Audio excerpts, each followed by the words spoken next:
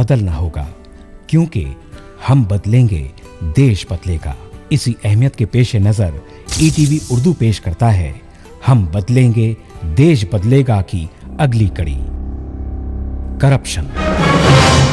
नाजरीन, आपका इस्तकबाल है ईटीवी उर्दू के एक और एपिसोड में हम बदलेंगे, देश बदलेगा। करप्शन जो इंसान को हैवान बना देता है, करप्शन जो मुल्क की मईशत को तबाह कर देता है, करप्शन जो कमर तोड़ महंगाई लाता है, करप्शन जिससे गुर्बत बढ़ जाती है, करप्शन जिससे इंसानियत शर्मसार हो जाती है, करप्शन जिससे हमदर्दी और मोहब्बत खत्म हो जाती है, करप्शन जिसकी वजह से मुल्क की तरक्की रुक जाती है, करप्शन जो एतमाद को खत्म कर देता है और जराइम में इजाफा कर देता है। आपको ये जानकर बड़ी खुशी होगी कि हमारे साथ करप्शन जैसे इशू पर डिस्कस करने के लिए मौजूद हैं जनाब सईद नकवी साहब, renowned internationally famed journalist and also a very known personality of Indian media। ये बहुत बड़े जर्नलिस्ट हैं। हमारी खुशनसीबी है कि सर आप हमारे शो पर आए। आपका बहुत बहुत शुक्रिया कि आपने ये मौका दिया। हम कोशिश करते हैं नकवी साहब कि हिंदुस्तान के जो मसाइल हैं उन मसाइल को हम इस प्रोग्राम के ज़रिए डिस्कस करें और आवाम तक अपनी बात को पहुंचाएं। तो हम ज़रूर बात शुरू करते हैं। आपसे एक सवाल करना था कि जब भी हम टीवी को खोलते हैं तो हर दिन एक नए स्कैम को देखने का मौका मिलता है। एंटरटेनमेंट कम होता है, स्कैम ज़्यादा होते हैं, चाहे वो कॉमनवेल्थ का स्कैम हो या फिर आदर्श सोसाइटी का स्कैम या रिसेंटली जो दिल्ली में कल और परसों जो हुआ है with relate to the bank loan scam. तो ये बात हिंदुस्तान की अवाम कंफ्यूज है कि हम इतनी तरक्की करने के बावजूद 73 साल आज़ाद मुल्क जीने के बावजूद हमारी जो फोरफादर्स थे, जो ब्रिटिशर से लड़कर बड़ी बड़ी वादों के साथ हमने ये सोचा कि हमें अपना मुल्क मिलेगा, हमारे मुल्क में हमारे अपना कानून होगा, हमारे हुकूक मिलेंगे, सोशल जस्टिस होगा और जो है एक मसावत की ज़िंदगी गुजारेंगे। क्या आपको नहीं लगता कि आज हम कहीं ऐसी चूक कर चुके हैं जिसकी वजह से ये जो नासूर है, जो करप्शन का जो कीड़ा है, वो हमारी रगों में कुरेद रहा है और जो है हमको कमज़ोर बना रहा है? आपने ये सही कहा कि ख्वाब हम लोगों ने देखा था आज़ादी के वक्त, आज़ादी से पहले, नए हिंदुस्तान में हम नई जन्नत बनाएंगे, तड़प देकर खसो खासाक को बिजली बनाएंगे।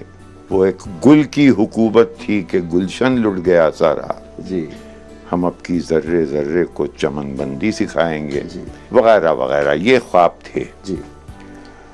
उसके बाद फिर आपने कहा टेलीविज़न जैसे ही खोलो ये दिखाई देता है। दरअसल हम लोग स्टेजेस जंप कर जाते हैं जी। ऐसा लगता है हमें, आपको, जैसे हमेशा से हम लोग एक multi media multi channel Hindustan में थे जी। ऐसा नहीं है जी। जब बाबरी मस्जिद गिरी 1992 6 दिसंबर को, तो कोई मल्टी चैनल्स नहीं थे, सिर्फ एक दूरदर्शन था। और ये बाबरी मस्जिद का सानिया तो अभी बहुत हाल की बात है। तो ये टेलीविज़न चैनल्स जो आए, ये आए जबकि इकोनॉमिक लिबरलाइजेशन के साथ, इकोनॉमिक लिबरलाइजेशन के साथ मार्केट्स खुली।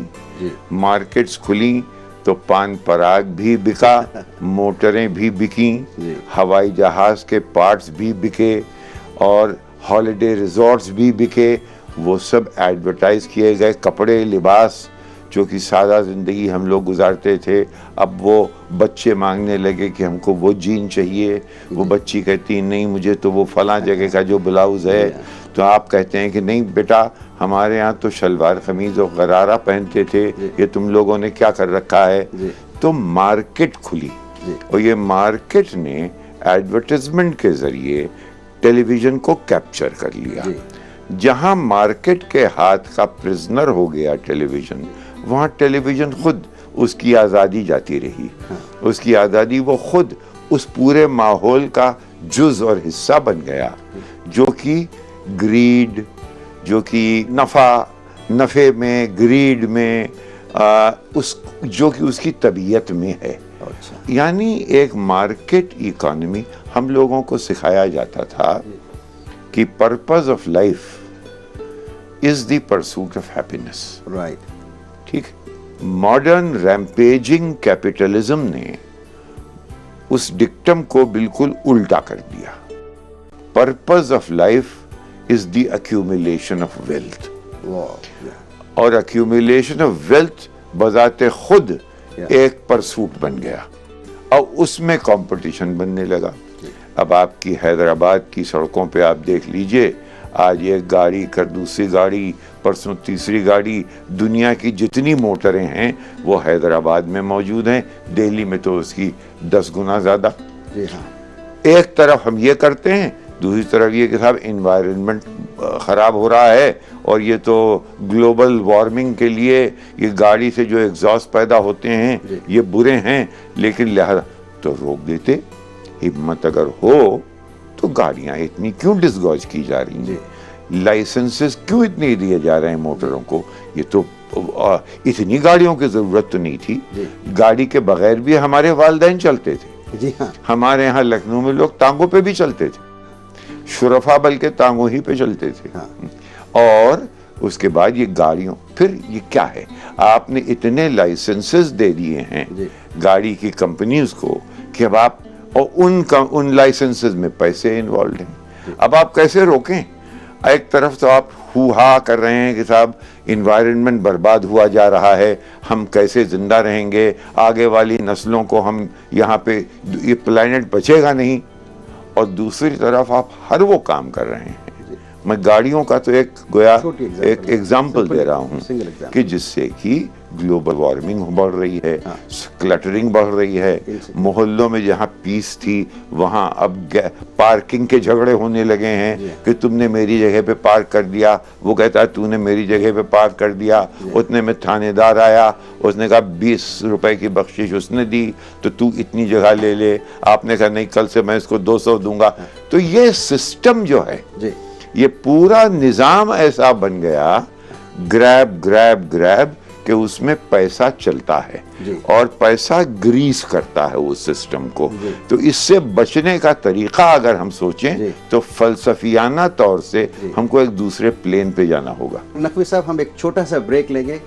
नाजरीन, आप जाइएगा नहीं, हम अभी लौटेंगे।